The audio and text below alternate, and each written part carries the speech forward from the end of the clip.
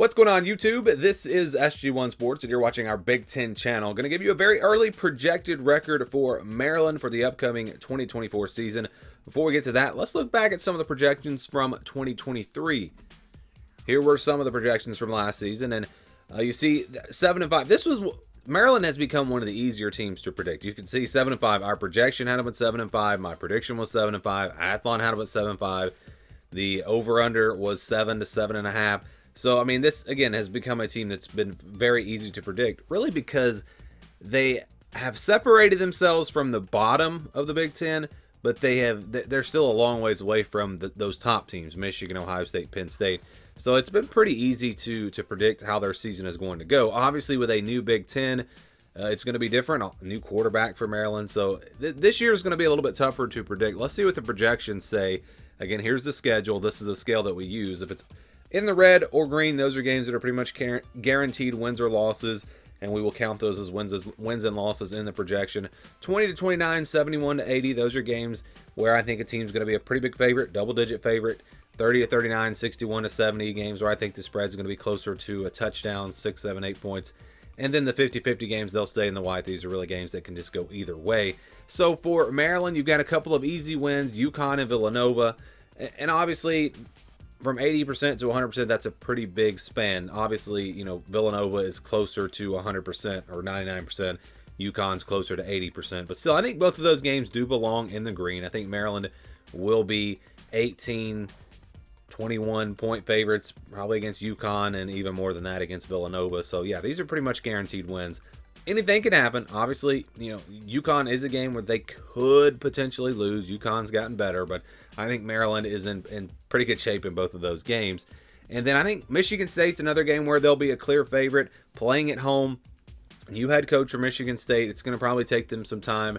I don't think Maryland's going to be a huge favorite, but I think they will be favored by about a touchdown, maybe 8 points. And if you're wondering about how we do this, we do have a tier system. So Maryland is a tier 3 team.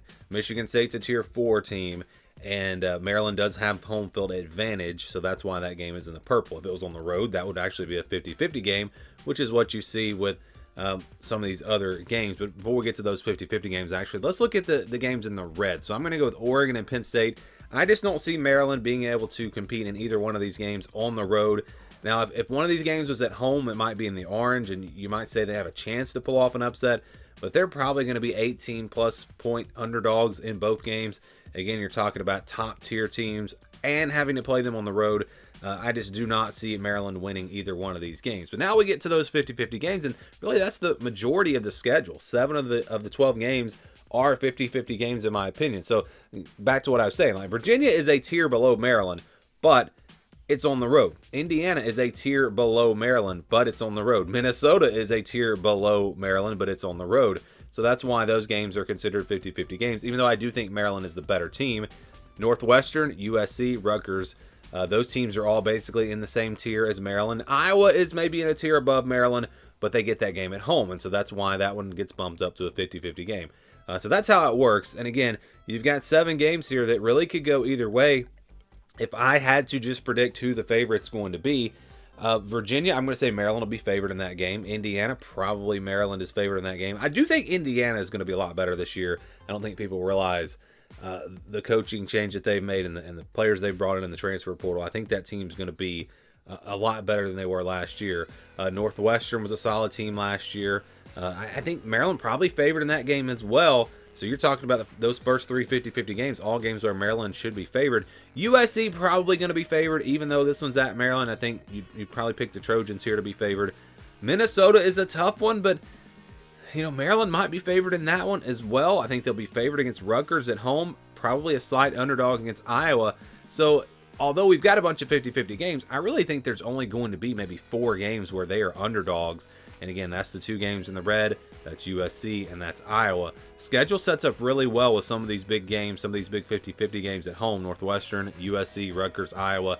And again, Virginia, Indiana, Minnesota all on the road. But I think Maryland is the better team in those games. So the schedule sets up pretty well for them. I don't think that, the ceiling has got to be 10-2. I don't see them beating Oregon or Penn State. But every other game is winnable on this schedule. And this is not a team that I think anyone's talking about for the college football playoff, but if they go 10-2, Yeah, they could be in that conversation.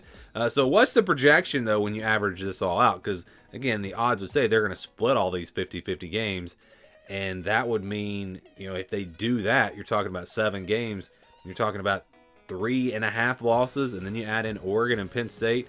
That's 5.5 losses. And not a guarantee that they're going to beat Michigan State. So projection is actually 6-6. So again, it's interesting how the schedule works when, again, you're only going to have 4 games where I think they'll be an underdog, where they have so many 50-50 games where the projection does come out to 6-6. So right there in the middle, a bowl game, but a little bit of a step back from where they were last year, the last couple of years, I guess. But again, it's a new era in the Big Ten. Some of these teams at the bottom are starting to get better. I think Indiana's going to be a lot better. Northwestern was better last year. I think Minnesota's going to improve this year. Rutgers has been getting better. Then you add in these new teams, and they'll have to play one of them, a couple of them actually, USC and Oregon. It's going to be a different era in the Big Ten. It's going to be a pretty tough schedule for Maryland, but at the same time, a schedule that gives them a chance to have a really good season. But projection says they're going to go 6-6. Do you agree? Do you disagree? What are your thoughts on this team? Let me know down in the comments below.